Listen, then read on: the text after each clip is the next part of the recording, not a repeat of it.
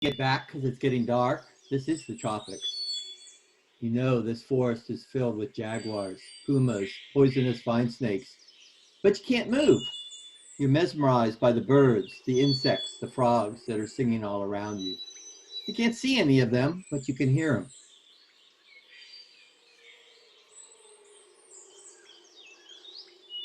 You hear that? That's a black-faced solitaire. It's a close relative to our Townsend solitaire here in the Pacific Northwest.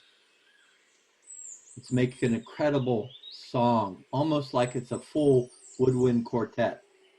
Now, we have a single voice box, but birds have two syrinxes, and this bird is using both of those at the same time. It's harmonizing with itself. Just listen to each song. Each one's a little bit different.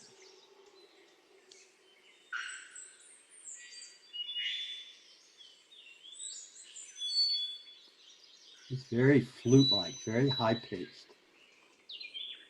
Oh, you hear that? That's a gray-breasted wood wren. It's singing down over the hill, and you turn to stare in that direction. Now, this family has its biggest radiation in the Neotropics. Only one species has snuck over to Eurasia. But this song is actually a duet. Both members of the pair are singing simultaneously, intertwining their notes into making that beautiful tune. They use it to stay together. So they sing when they're in the dense vegetation, and then each one knows where the other is as they're moving through the vegetation.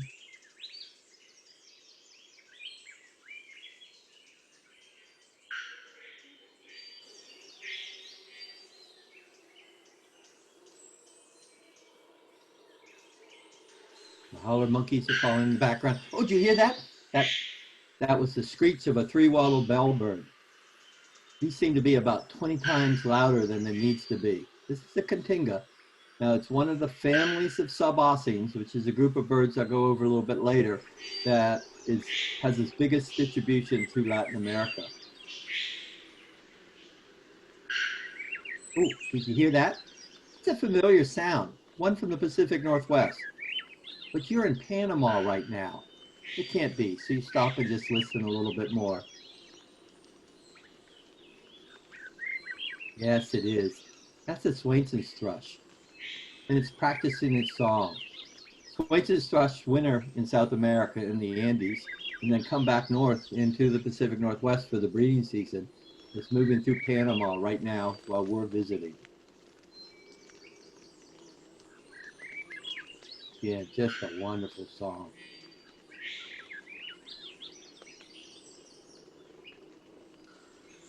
Oh, you hear that? That toot, toot, toot. That's the Highlands titamoo.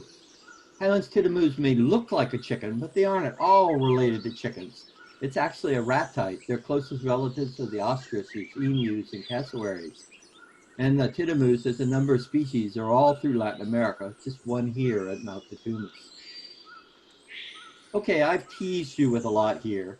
And over the next little while, I want to try to unravel that story, trying to answer some of the questions that have popped into your mind. My hope is that we go on this journey and that you will see birds in a whole new way. Go beyond just identifying them and start to ask questions about those individuals, how they share this planet with us. Why do we have the bird community that we have in any given location? Whether that's this cloud forest in Panama or the temperate rainforest here in Western Washington. But first, I need to get you to Panama. Panama is a country that connects Central America with South America. It's a connection of two continents. It actually runs east-west, not north-south. This elevation or relief map is really helpful in trying to understand that. Coming in from the left are the mountains of Central America, the extension of the western United States mountains. It's the extension of the Rocky Mountains.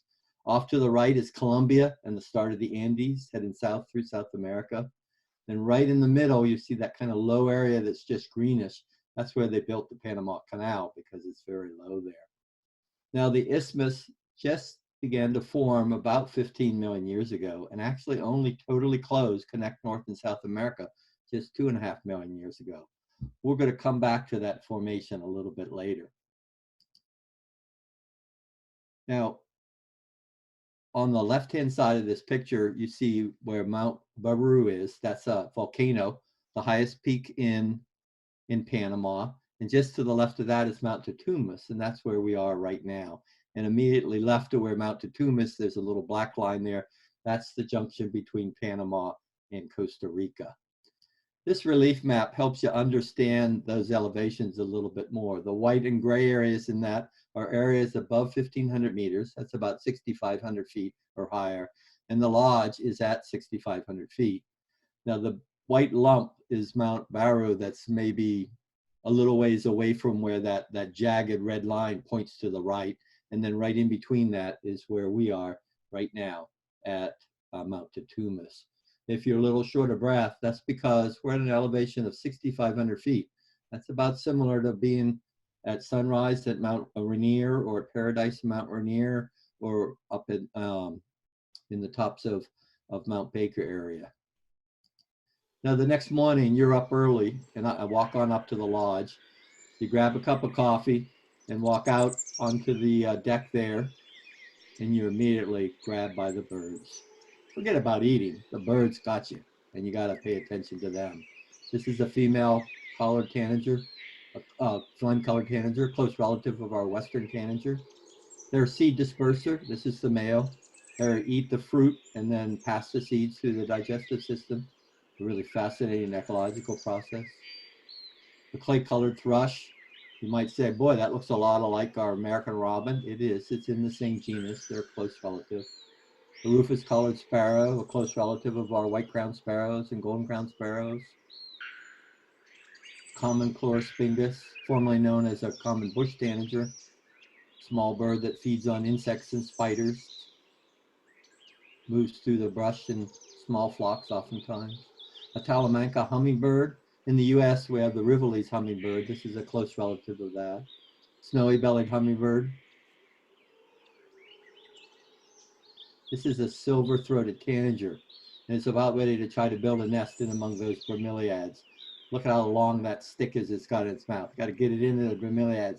So it tries the ramming approach, just fly right in there. That didn't work either. You turn around and flying above you is a swallow-tailed kite, a magnificent flyer, long, thin wings. This winter's in South America, is headed north, might in another month be in Florida. Clay-colored thrush again, thick-billed euphonia, a small bird. Oh, here's a flycatcher. This is an Alania. There's 3 species of Alania there at Mount Tutumas, and they all look almost identical. And it reminds you of the Panama'S flycatcher we have here. Tropical kingbird. He's really giving you a stare down here. Slaty flower piercer. Now these are pollen pirates. They sneak in from the side of the flower, put a hole into the side. This is the female. Suck out the nectar, and then they don't transfer pollen between plants, so they're not a pollinator. Here's the male. He does have a tail. Just a minute, it'll come back in a second. Oh, there, he's got his tail back. Thick-billed euphonias.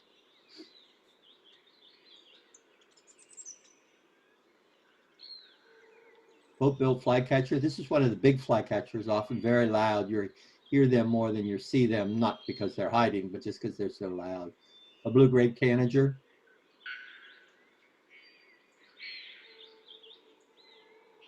Now, what did we see in all these birds? Mostly perching birds, some permanent residents, some migrants, some that look much like the birds we have in Western Washington, but have a different set of feathers.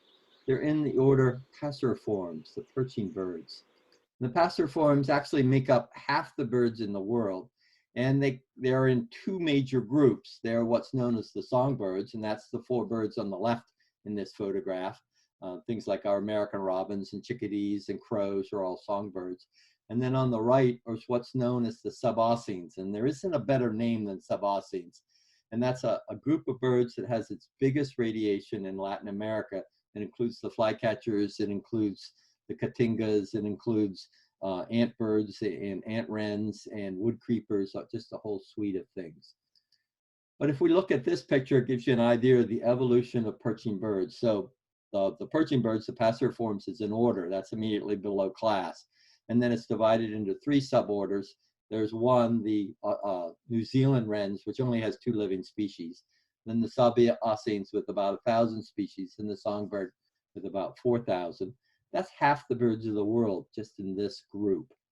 And how we get them has to do with continental drift and their evolution, and we'll look at that next. So let's go back here and go to 94 million years ago and talk a little bit about the process of science and how our society goes about learning new things, testing those ideas, debating those theories, refining it as you get more information to test it. Now, 94 million years ago, the continents were about in this position. It was the height of the Cretaceous. The dinosaurs dominated the landscape. And now we'll just jump up into the 1970s when I was in graduate school working on my PhD. At the time, somebody put out the novel theory. They looked at bone structure in one group of the dinosaurs and bone structures in birds, and they go, whoa, these things are remarkably similar. Maybe birds are descendants from dinosaurs. Oh my word, was that controversial. There was all of these arguments back and forth. There were whole factions in the scientific community thought that was a great idea and the information supported it. And other whole factions that thought that was totally wrong and had all kinds of reasons why. But as my friends and I prepared for our comprehensive exams, we really didn't know where our professors necessarily stood. So we really had to study both sides of those arguments in case we got a question around it. Well, now the genetics, new fossil information, it all supports this idea. Birds are the living forms of dinosaurs. And by the way, Jurassic Park got it all wrong, and it always makes me mad every time I watch those movies, but I watch them over and over and over again. Those velociraptors should have been covered with feathers. Now, I took a major botany class in graduate school too, trying to broaden my knowledge about beyond just birds. And the author of the textbook that we used was adamantly opposed to the concept of continental drift. And he tried to use lots of examples out of the plant community to argue why continental drift couldn't possibly have happened. He was wrong. Continental drift is real. And as I worked to prepare this talk, I was reviewing a lot of information on bird evolution. And it's remarkably how fast and rapid it is changing right now as we go through. And we'll see that a little bit as we go through the rest of this talk. But if you pull up a bird book from 20 years ago and a modern bird book, you often find birds are put in very different families and orders and often shifted around. And if you use eBird, you'll especially see that because they revise eBird every year and the taxonomy gets shifted as we learn more things. So let's go to 64 million years ago, right at the end of the Cretaceous, and that's when a meteor crashed into the Gulf of Mexico. Well, at the time, the ancestors of these perching birds were surviving in the southern continents. They survived through that Cretaceous extinction down in Antarctica, Australia, South America. And at the time, all 3 of those continents were connected. And Antarctica wasn't frozen, so you could move back and forth between them. Now you go just a little bit forward to the Eocene. And in the Eocene, the continents are separating a little bit more, but there's still a connection between South America, Antarctica, and Australia. Antarctica is not totally frozen, starting to get an ice cap, but it's not totally frozen, so you can get some movement back there. Looks like at that time, the suboceans had already evolved, but we're only just starting to get the songbirds. And then by the Miocene, just a little bit later, we actually have the separation of South America from Antarctica. We get the separation of Australia from Antarctica, and we get the southern oceans. If you ever dreamt of going to Antarctica, you probably read about going across the Drake's Passage and know about how fierce the winds are and how fierce the currents are. Well, that formation of the southern oceans meant then that Antarctica froze up solid. You now no longer have a connection for things to move through. So at that point, we've got the evolving group of songbirds in Australia and the big remaining group of suboceans in South America where they're not competition with songbirds. There are a few suboceans in Australia and a few in Africa, but they get out-competed by the songbirds. And that's where this separation started and then continued on. Now let's get back to Panama and see how some of this all plays out. Now Panama is at 8 degrees north latitude. Day length varies little. Sunlight varies little. The temperature here at 6,500 feet, you know, it gets up into the 70s during the day and down into the 60s at night, and it's like that all year. But it varies in rain. There's a rainy season and a dry season. The dry season is from November to April. At that point, the Caribbean is dominating the weather. And then during the summer, the Pacific starts to dominate the weather, and the rains come up from the Pacific, and you have the wet season. During the dry season, birds like resplendent quetzals and three-wattled bellbirds, they migrate over to the Caribbean side, so they're not here. But in April is the transition month, and that's why I plan my visits to go there. And often in the morning, you get up in the morning and there might be clouds lapping over the eastern mountains. The Caribbean might be trying to win that day. If the Caribbean wins, we'll have a dry, sunny day. Or you might see clouds coming up from the Pacific, as you see here, and you see them dancing and rolling and pirouetting. It's just mesmerizing. If they win, you might have a little bit of rain. You might have 2 or 3 hours of rain, but that's the start of the rainy season. You can see that or understand that a little better with this topography map. I simply drew a line from the Pacific Ocean up over Mount Tutumas and down to the Caribbean, and this is the elevation along that. So on the right-hand side is the Caribbean. When the Caribbean is winning, the weather comes in from the right side. It drops its rain on those eastern slopes and then comes across, and we have a dry season on the west where we are at Mount Tutumas. In the summer, you get the rainy season. The weather's coming in off of the Pacific. And with the rain comes flowers, and with the flowers comes fruit. This is a relative of the avocado, a member of a plant family that has fruit really high in nutrition, both in proteins and fats, and is really sought after by birds. One of the birds we want is calling in the background right now. That's a resplendent quetzal. And the resplendent quetzals move across the mountains just at about the beginning of April and start to set up territories, and they're timing to come and feed on that fruit. This picture that Jeffrey took from Mount Tutumas, you see all the trees that have just a little bit of brown color to them. Those are all different species in this family related to avocados. They're all going to have fruit in a little while. And that's why the resplendent quetzals that come back, because they're a fruit eater. They're what's known as an altitudinal migrant. So they go over to the Caribbean side during the dry season, then come up over the mountains and down on the Pacific side in the wet season. See the little tail sticking out there? They set up, pair up. They may nest right away in April. They may not nest until May or June. All depends on what the fruiter's doing. But just a gorgeous bird with that long tail.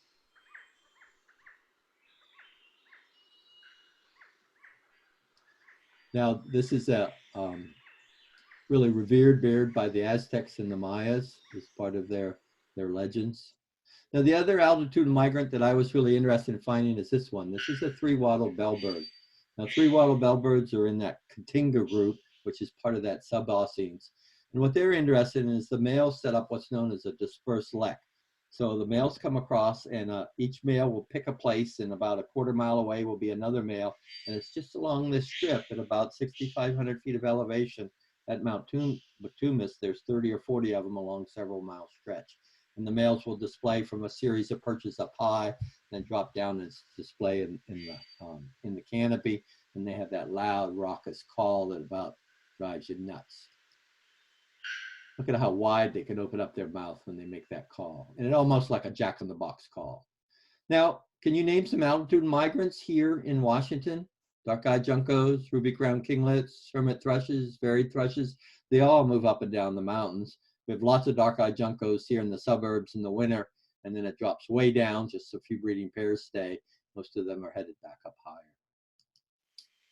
Okay, we've just looked at some altitudinal migrants. Now I want to shift to a group of birds that are often migrants moving, north-south in latitudes. And one of them is very familiar, the American robin. Now, what's interesting about the robin is this is part of it's in the genus called Turdus, and that genus is highly successful with more than 80 species found over most of the world except Antarctica and Australia. And if you look at their body shape, you'd say, boy, members of this genus sure look alike. You might call that a robin. It's actually a clay-colored thrush, which used to be known as clay-colored robin. This genus is just highly successful. It's almost like, there's this model of cars, and then they've got 80 different varieties of them, and those varieties occur in all different parts of the world. It's highly adapted to those locations. This is the clay-colored thrush. Now, the genus Turdus evolved in Eurasia and then spread across into Africa and down into Asia and across into Europe. And then somewhere around 4 to 12 million years ago, one of these members of the genus made it into North America. Some authors think it came across from Europe into North America, but most of the current evidence is suggesting it came across probably from Africa into the Antilles, or the very northern part of South America. But what's really cool is it then adapted and spread all through the New World, and there's now more than 40 species. And there are 4 of them that live around Mount Tatumas. Now we've got the American robin on the left and the distribution map for it. It does not get down to Panama, but the 4 at Mount Tatumas are the clay-colored thrush, the mountain thrush, the white-throated thrush, and the sooty thrush. Now the sooty thrush is a very high elevation one. It's actually the one I have not seen or heard, to my disappointment. So just a really fascinating family with over 170 species worldwide. Other things in this family include the solitaires, includes the bluebirds, includes all the thrushes, like Swainson's thrushes, just a whole number of birds, very successful. And I want to focus on a single genus right now, Catharis, which is Greek for pure and clean. It's a Western Hemisphere genus. It's like evolved in Central America sometime around 2, 3, 4 million years ago, and it now has 12 living species. You may recognize that chipping in the background. One of them is familiar here in the Pacific Northwest, the Swainson's thrush. Their distribution, they breed all across the northern area, the boreal forest. There's a little strip where they breed down along the coast of California. Then they winter primarily in South America. So watch their migration. So this is an animation using eBird data, and it just shows how they move back and forth between their wintering grounds and their breeding grounds. Now it's a little more complicated. There's 2 subspecies of Swainson's thrush. There's the rusted back, which is the one we have in Washington, breeds across the boreal forest. And then there's olive back, which breeds in the riparian habitat of California. The California one, the russet back, winters in Central America, where ours, the russet back, winters in South America. So you see most of them are actually down in South America when they show that. Now, I just wanted to do a little thought process here, just to try to think about this migration. So Swainson's thrush, let's just say one's wintering, one of our birds is wintering on the border between Ecuador and Panama. How long does it take to get up here to Western Washington, where we'll see it in another few weeks? So songbirds migrate by themselves. They may be lots of them up flying one night, but they're not migrating in a flock. They're migrating by themselves, so they got to figure out where to go. So they've got to build up a fat reserve, and then they get up and fly at night. They fly at night because they could avoid predators. It's cooler at night. You're thinking if you're running as fast as you can for 4 or 5 hours, you're putting off a lot of heat. So flying at night when it's cooler, more humid is just good physiological reasons for them doing that. So how far can they get on a fuel for one night? Well, maybe they fly 200 miles, maybe they can do 300 miles. If they got a good tailwind, maybe they can get 400 miles. Then they got to come back down, spend 2 or 3 days feeding again, and then they get up and fly again. So I just said, let's say they do 250 miles. What would it take for them to get from the border of Ecuador and Colombia to Western Washington? 20 nights of flying. Not 20 nights in a row, but 20 nights of flying. Now this bird weighs 1 ounce and does that flight on a 12-inch wingspan. So how much is a 1-ounce bird? Well, it's 2 tablespoons of wild rice, non-cooked, fried. That's about 1/4 to 1/3 of a serving. Or it's 48 garbanzo beans. And this bird flies 5,000 miles on a 12-inch wingspan. Let's see that flight one more time. Here, they're headed north. Now we're getting them. They're breeding away. Now they're going to head back south. So they do that 5,000 miles twice a year. Now, all the evidence suggests that Swainson's thrush was the first of this genus to take up migration. Pretty amazing. Now, there's 4 other members of this genus that we have in North America: the veery, the hermit thrush, the gray-cheeked thrush, and the Bicknell's thrush.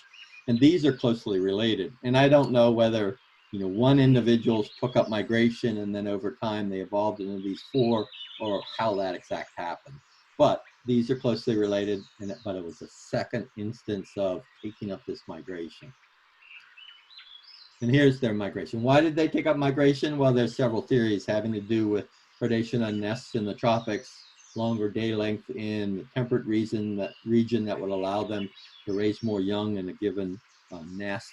It's just a fascinating thing. Now, what about at Mount Tecumseh?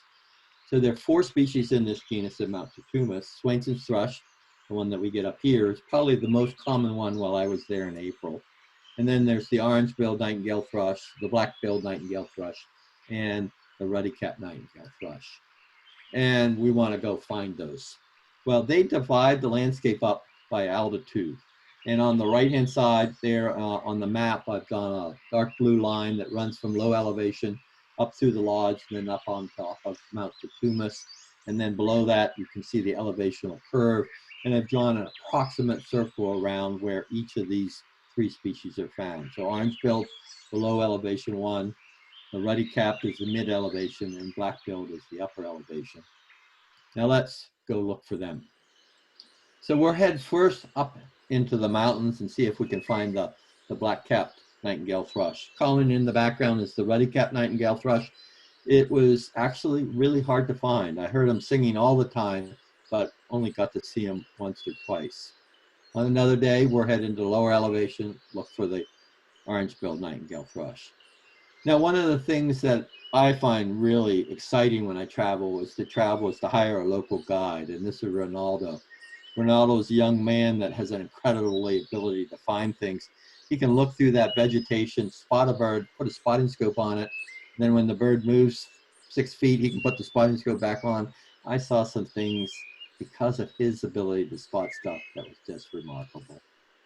So where we're headed to the right, up to La Amistad International Park. We're going to go up that green line and that blue line. And I'm in the green line and the red line, and head up into the high elevations. Now we were left early in the morning and weren't too far along the line when Ronaldo stopped and walked over to a wildlife camera, pulled the card out of the camera, stuck it in his camera, and just 2 hours before we were there, a puma had walked by. Ronaldo kind of nonchalantly says, "Puma, jaguars like the other side of the mountain." And he puts the card back in it, sets the camera back into place, and starts walking as if nothing had happened. Meanwhile, I follow him, and pretty soon we see a couple of footprints from this puma, and then a scrape mark. And the whole time I'm thinking, okay, I'm the slowest one if this puma decides to come back. Now, those are howler monkeys calling in the background. We found howler monkeys a number of times. But we were also out looking for the birds. And we found more resplendent gazelles. Now, this is a nest cavity for one. It didn't nest, it nested the year before I was there in that cavity. And again, here's those fruit. We saw other things, moths and butterflies. And lots of birds. These are high elevational species, the flame-throated warbler, rufous-browed peppershrike, collared redstart, that's in the warbler family. Just a cute little bird. The ruddy tree runner. Now this is in that subausine group of birds that I was talking about. So that other whole set of perching birds. This is one of the wood creepers. Just moves up the trunk very much like our brown creeper, but it's not at all closely related. Flycatchers. This is the tufted flycatcher. Very similar in body shape to our flycatcher. In the same family of birds, they like these kind of openings in the forest. We also found collared trogon. This is a close relative of the quetzal.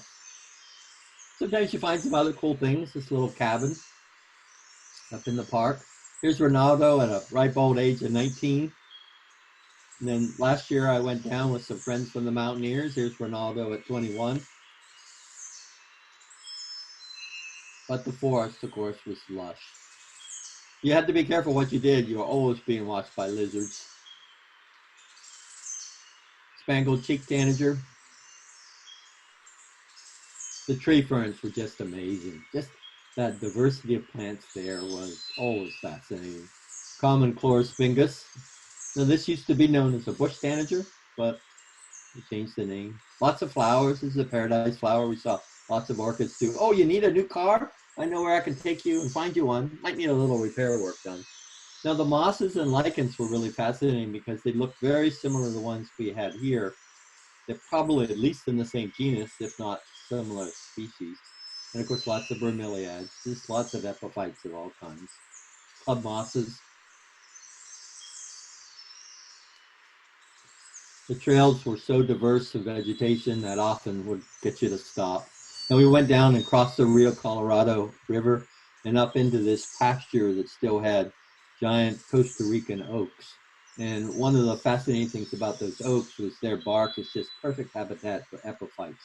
And they were loaded with ferns and mosses and lichens and orchids, including these things known as micro orchids that were so small we had to use a magnifying glass to see them. And of course, birds. Here's a golden olive woodpecker. It's a close relative to flickers. It's a kind of flicker. Good looking bird. It was fascinating to look down on the canopy, rich and diverse. There are more than 600 species of trees to the acre, and it's a very dynamic forest with lots of changeover of the tree vegetation. But I wanted to bring you back to some geology right now. Now we're right at that end of the red line there on the right where it says standing right here. That's where we're standing right now. But look at that line of mountains that forms the semicircle around here. We've actually, the whole time we've been at Mount Tutumas, we've been on inside the caldera of an extinct volcano. And that caldera was 5 kilometers across, maybe 3 kilometers wide. It's a big 3 by 2 miles. And we've been inside that, and you can see the rim of it there. And there you're seeing the rim along the edge. And I just find that fascinating. We are seeing, standing in the formation of the Isthmus of Panama. Spot crowned wood creeper, again, one of the subaceans. Sometimes the best way to cross the water is just to go really fast. Well, we never did find our black-billed nightingale thrush. So we'll have to go looking for that some more. But every time we pass this one place on the Big Tree Loop, we check to see whether this three-wattled bellbird was at his perch, and he always was, always there hoping to attract the female in. All right, now let's still go look for the black-billed nightingale thrush. This time we're going to go up to the top of Cerro Tutuma, which is Mount Tutumas. It's actually a cinder cone inside this caldera. So if you think of Crater Lake, which is a big caldera exploded, then a new cone came up in the middle, and that's the island inside the lake. Well, we're just doing that here where it's all land. Now, I left really early in the morning with Ronaldo. We're not out that long when all of a sudden he whispers to me to give him my flashlight to him. And we had this common putu, the first record for putu at Mount Tutumas. High elevation species, black-cheeked warbler. Again, the quetzals, look at the tail feathers on those guys. And we're headed up to this old growth Costa Rican forest, which has an understory of bamboo. And it's one of those days where you just wish it wasn't a sunny day, which it was, because it made the photography in there really hard. But it's loaded with tree ferns, loaded with bamboo. Now this bamboo lives about 19 years, and then all the bamboo, it flowers all at the same time, and the whole colony of bamboo dies, and the colony had flowered just the year before I was there. So it's all dead. It's still fascinating, and probably it's getting new ones coming back up. Tree ferns, just a lush epiphyte community. I don't think there was a square inch of bark on those Costa Rican oaks that didn't have a bromeliad, an orchid, a fern, a moss, a lichen of some kind growing on them. Collared redstart. Oh, there's our black-billed nightingale thrush. We finally got to find one. Again, that member of the Catharis, that pure and clean genus. Just a really good-looking bird. Now, I never got to hear it sing. That's something I want to go back and hear. Sooty-capped chlorospingus, a high-elevation chlorospingus, with just lush palms and underneath there. And there you can see the bamboo that had died.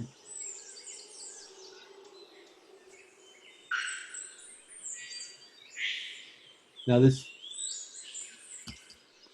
is a large-footed finch. It's confined to the highlands of Costa Rica and Western Panama.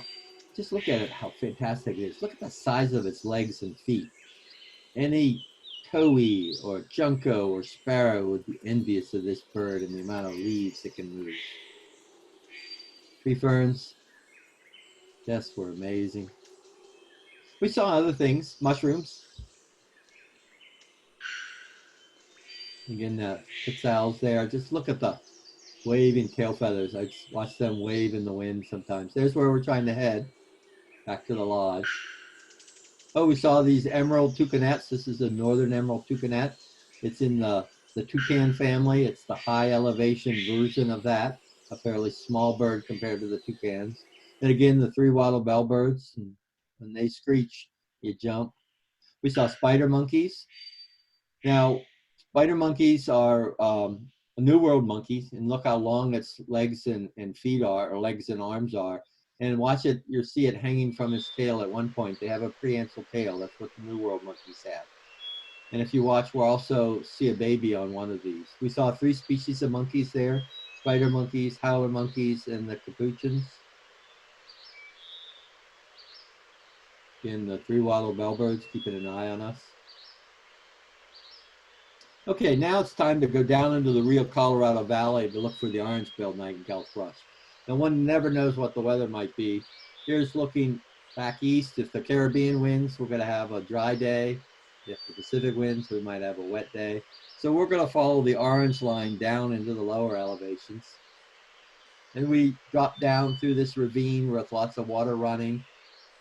And in the next slide or so, there's going to be a waterfall. The first year I was there was a hermit, which is a kind of hummingbird, a big hummingbird, that nested up behind this waterfall. Oh, there we go. There's our orange-billed nightingale thrush. Just how orange that bill is. It's just like, and legs too. Now, we're in the shade-grown coffee here, and I don't have time to talk about shade-grown coffee very much, but one thing that's really important to know is it's an incredibly important habitat, both for resident birds as well as migrants, especially the neotropical migrants, the ones that come up to North America to nest. So if you drink coffee, make sure you're drinking shade-grown coffee, because we need to protect that habitat. Cotamundi. Now, I slipped just when Ronaldo yelled, "Collared Trogon," and I went to try to take the picture. I did get a picture. This is the female collared Trogon. In spider monkeys. This is a rose-breasted grosbeak. This is a bird that nests in northeastern United States. It's one of those neotropical migrants, close relative to our black-headed grosbeaks out here.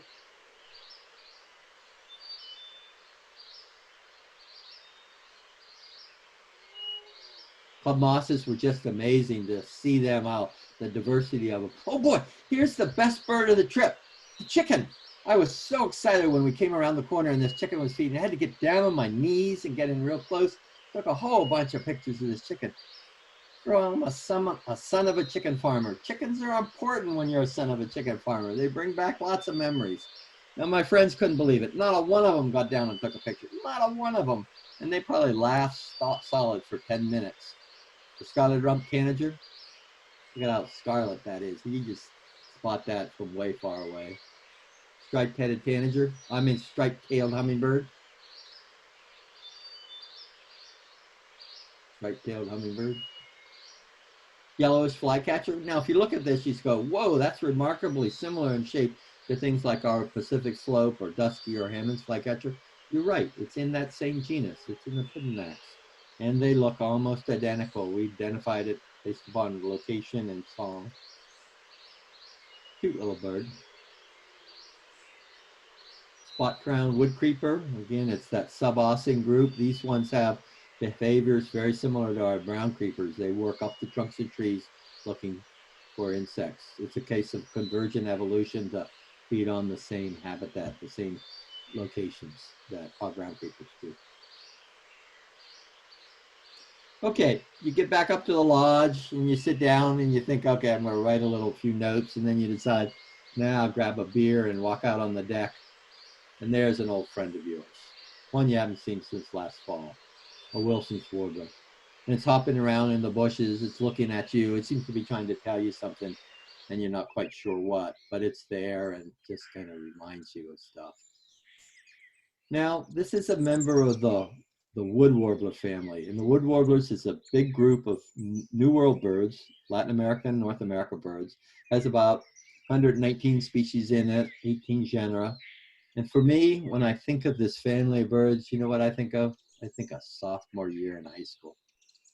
Oh my God, that gives me the creeps. But what I discovered in the sophomore year of high school, there was people other than my family and me who like birds, including, I think, in our school of 2,000 students, there were 3 or 4 that also liked birds. And in May of that year, my sophomore year, 1967, we left Pittsburgh, Pennsylvania, drove north to Presque Isle to get there early in the morning. Presque Isle is a little peninsula, sticks out into Lake Erie. And we timed it, luckily, a perfect weekend when there was a huge flight of migrating birds, all kinds of birds, but lots of warblers. We saw 22 species of warblers that day. I don't think I've ever seen that many warblers in one day. I hope you get to experience something like that incredible flight sometime, because it is just mind-boggling. Now, what about the warblers? Well, many of these were headed up to the boreal forests where they breed.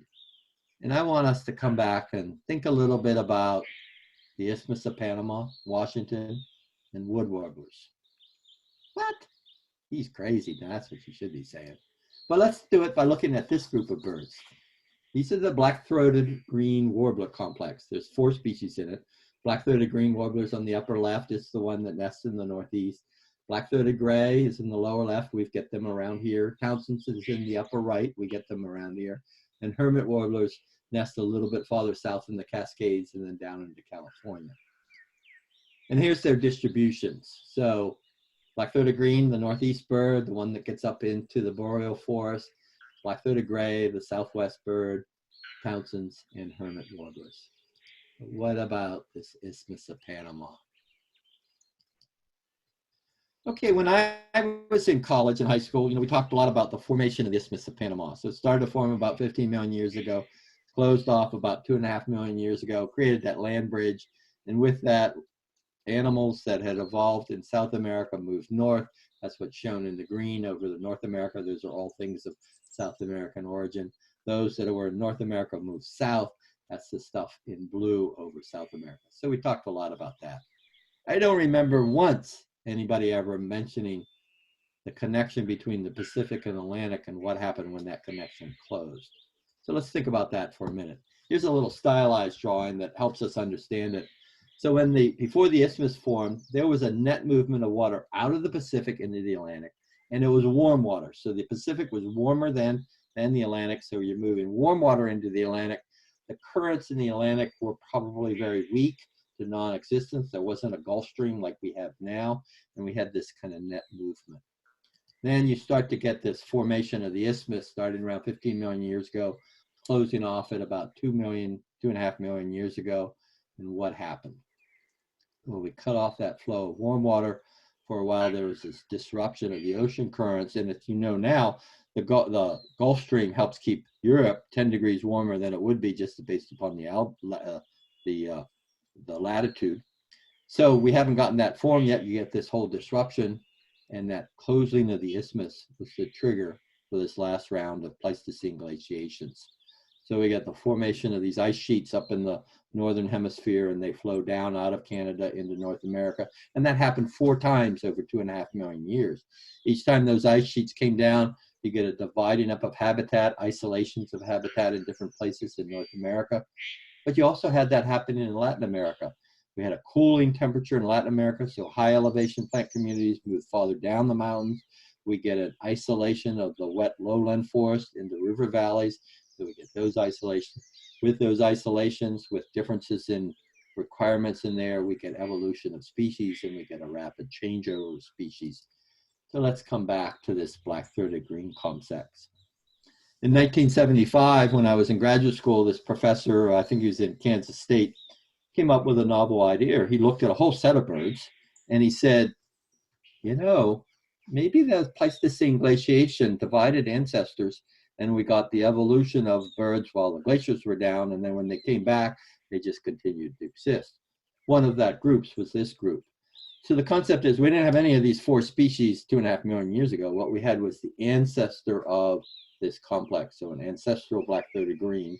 That first glaciation came down, we got that divided into 2 populations. Out of that, we get the ancestor of the black-throated green and the ancestor of the black-throated gray. Then we got another glaciation, another interglacial period, another one comes down. We divide that black-throated green complex a second time now, and we get either the Townsends or the Hermit this time around. Then they divide, go back up, and we have another round of them. And this time, I don't know, do we get another division of the black-throated green in 2 separations, or do we have the ancestor of the Hermit Townsend together and they get divided somehow? I just don't know. I don't know that it's known. We do know that we have interbreeding between Townsends and Hermits in southern Washington, so they definitely have some breeding. But that's the process. Now, if you look at this for a whole bunch of species, and you might be able to name some of them, there's grosbeaks in both east and west, there's orioles in east and west, there's towhees in east and west, there's things that aren't totally divided like flickers. So we got 35 of those species of birds, 35 complexes of birds that look like this might have happened. And that's what came out of the 70s. Along come the 2000s, and we got new techniques to look at it. One of them is genetics, and one of them is looking at mitochondrial DNA, which is the DNA inside your mitochondria, which people think mutates at the same rate across all species. And so a person looked at all of that. Lo and behold, some of those groups of birds look like they had a division well before 2.5 million years ago. So they threw that idea out. All right, glaciation didn't do it. And if you Google this and look at the popular literature, in magazines and newspapers from the 2000s, you see them just throw the baby out with the bathwater. Well, along comes another professor 2 or 3 years later, and he says, wait a minute, let's just look at it for boreal forest species and see what it might play. They looked at it again for this complex, the black-throated green, and discovered that they did have their separation in this last 2.5 million years. So the Isthmus of Panama, and the formation of the Isthmus of Panama, the formation and the glaciations all have played a role in the group of birds that we have here in Washington, as well as throughout the world. Okay, we've covered a lot of material today, talked about a lot of stuff. There's a lot of things we didn't get a chance to talk about: hummingbirds and pollination, tanagers and the concept of convergent evolution, Gondwana land. There's just lots of things we could talk about. Well, I was trying to look for a photograph that might be a good metaphor for everything we've gone over, and a good metaphor for me and kind of my relationship to birds. And I think this is that large-footed finch, that bird restricted to the highlands in Costa Rica and Panama. Might be a good one. This photograph may well be the best photograph taken with my camera in the 8 days I was down there. I did not take this picture. We had just climbed 2,300 feet up this cinder cone. I was hurting. And Ronaldo, my guide, was carrying my camera. He got this picture.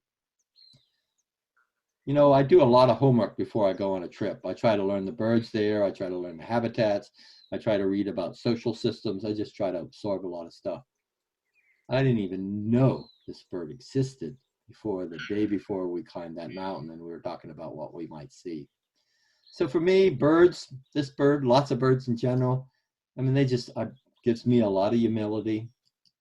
Gives me a lot of reverence, just how they can survive and exist, and a lot of delight. I'm still absolutely excited to watch chickadees and bush tits come to my feeder every day. I hope for you, I've fed your sense of wonder in the natural world, your sense to see beyond humans and kind of the incredible way the world has evolved and exists. And I hope I've fed your sense of awe giving you new perspectives on the birds. Maybe the next time you see a Townsend's warbler or a Swainson's thrush, you say for the Townsend's warbler, Isthmus of Panama. Nobody would know what you're talking about. Or you hear a hermit thrush or Swainson's thrush, and you say 48 garbanzo beans. Most of all, I hope it increases your joy. Thank you very much. Danielle tells me there's a way for you to ask some questions now. I'll be happy to try to answer them. That's a howler monkeys calling in the background. So Danielle, how do we turn this back over to you? All right. So thank you, Tom. That was really great. And we're safe from the pumas and the jaguars, so that's awesome. If people want to ask questions, you can put them in the chat, and I'll read them out to Tom. Tom, I don't know if you started your recording, but I am also recording this. Okay, I tried to, so I can't trying to figure out now how to stop it. Okay, so we will definitely make sure we get a recording out to everybody. And before we go to the questions, I just wanted to point out on the email I sent earlier today, there's a link to the birding class that Tom's going to be teaching, Birding in Quarantine. And feel free to reach out to either one of us. So I'm going to go to the questions in chat. So lots of nice comments here.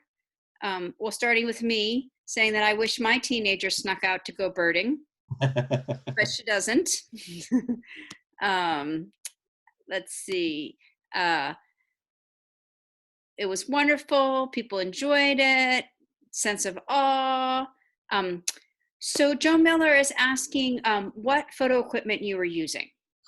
So most of that I had a Nikon camera with a 500 millimeter lens, and then I took the scenic pictures were taken with a regular size lens on that Nikon. I actually carried usually two Nikon cameras, one with a regular length, wide angle to short telephoto lens, and then one with a 500 millimeter lens. I can't hear someone say Nikon camera without thinking of Simon and Garfunkel's song. Yeah. All right. Do we have any other questions? Any other comments? Oh, good question. What about the mosquitoes, Tom? We're at 6,500 feet up there. It's relatively cool between 65 and 75 and no mosquitoes. Lots of moths though. One of the fascinating things was to go out at night and Jeffrey, the owner there, would put up a light at night and you could go out and probably would see 75 different species of moths in a night. If you got up and went out 3 or 4 times in the night to catch the different ones that came in. But no mosquitoes. I think maybe I got one bug bite. They did have chiggers there though. Chiggers were a problem. We had to watch for, spray our legs and not sit on the ground any place. Otherwise you would get chiggers. I'm curious, did the chicken have a name? I don't know. Yeah. We were down a couple miles down in a neighbor's property. I don't know who the chicken was. All right. Well, we've got time for more questions. If there's more questions. Okay, we have a question. Did your guide use bird callback, and how do you feel about using their recordings? So a birding ethics question. Yeah, excellent question. He did not, but he was amazing. He could imitate probably 30 or 40 different bird calls. I don't know how the heck he did it. And so he would often do a quetzal call or do a bird call of various kinds. I don't know that it ever really attracted anything in, but he was trying to get a response, and then we would go and look for that. I generally don't use those recordings, only every once in a while, and then only might play it once or twice just if it was something really special that we were trying to find. The challenge is, you got a bird setting up on territory, you play their territory call, they're going to respond to that, and they won't necessarily just respond while you're there. They may come back to that spot repeatedly during the day. So it puts an energy drain on them. So I don't like to do that very much. Okay, we have a question of how did you find or get connected to your tour guide? And I know you've been going to Panama for years. So excellent question, and a difficult one. For me, I knew I wanted to see a resplendent quetzal when I was going to go down there the first time. So I was trying to find out where would I go to find them? And so I knew that they were high elevation. So I was trying to figure that out. And I was going to meet a friend in Western Panama. So that kind of put the limit on Western Panama. And so then I just started doing a search on the web. And I found Mount Tutumas Lodge that way. And then I started a correspondence with Jeffrey, who was the landowner there. And actually, he's from up here originally. And he said, yes, if I came in April, I'd have a really good chance of seeing quetzals, and also three-wattled bellbirds was another one I wanted to see. And then I asked him about a guide, would there be a guide available? And he said he had a local guide that would help out there. And yes, I could hire that guide. And so I did. I was able to get him, I think, every day except one day when he guided for somebody else. And he was fantastic. And he was fantastic in so many ways. This guy at 16 years old comes to Jeffrey and says, I want to take people guiding on looking for birds. He didn't know any English. He didn't know a word of English, but he started taking people out looking for birds, and he got the people to teach him how to speak English. And his English is good, much, much better than my Spanish, which is zero. But he was just a remarkable young man, and it was so much fun to kind of be around him and see the world through his eyes. So that was really fun. And he speaks more languages than Spanish and English as well, right? Correct, yeah, because he's actually, I forget what the name of the group, but he's a Native American, so he's not a Spanish descent, so he speaks that language. So he speaks at least 3 languages, and I wouldn't be surprised if he had a couple other ones in there. And I wouldn't be surprised because they get a lot of European tourists there. I wouldn't be surprised if he knew some German and some other European languages too. All right. So here we have a question from Bob about how many insect species do you think still need to be ID'd in Panama? Gazillions. Jeffrey has 3 or 4 scientists that come down like every year and spend time, including a couple people that specializes in different groups like the moths and the beetles. And, there's just got to be gazillions of them to still be identified. So that's your scientific answer, Bob. Gazillions. Gazillions, yeah. I like that. Yeah. All right. So we have a question about a mammal, the black and white animal mixed in with the monkey photos. Can you give us the name of that? Oh, well, at one point we had a coatimundi. I had a picture of a coatimundi that had a long pointed bill. So it's a pointed bill, long pointed muzzle. So a relative of a raccoon. Yeah, and I think I missed my chance to say what that was. And we saw agoutis. I didn't put a picture of agouti in there. They have tapirs there, but I never got to see a tapir other than seeing some of the films from their trail cameras. And they do have jaguars, but I also didn't see those. Some things it's just nice to know they're there without seeing them. Exactly, yeah. Oh, and then, so how do you spell coatimundi? Oh, I'm not sure. I think it's... Oh, great. Someone else answered that question for you. Yeah, perfect. Okay, yeah. Coatmundi. Mm-hmm. Yeah, someone put it in. It's so nice to have smart people attending these things. Yeah. Well, all right. I think we've cut up. Any more last minute questions from anybody? Yes, I was planning to take a group down to Panama this year, and we unfortunately had to cancel the trip, and I still haven't decided whether to try to set it up and do it again next year. I still have a airplane ticket that the airplane says the only thing I can use it for is the reschedule for next year, so maybe I will go. And we were doing that through the Mountaineers. As a global adventure trip. Yep, yep.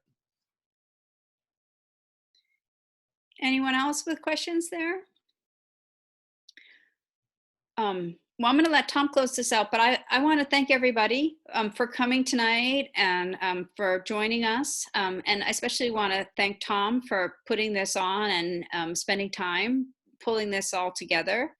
I asked 2 people to put together presentations, and they kind of pulled them together in a week, and they've both been marvelous, which is just makes me feel so good about this club. So if you feel good about the club and you've got a little change in your pocket and you want to give a donation, go for it. And then I'm going to leave this to Tom to close it out. All right. Thank you all very much. I've enjoyed it and look forward to meeting you all and hopefully hiking sometime with you.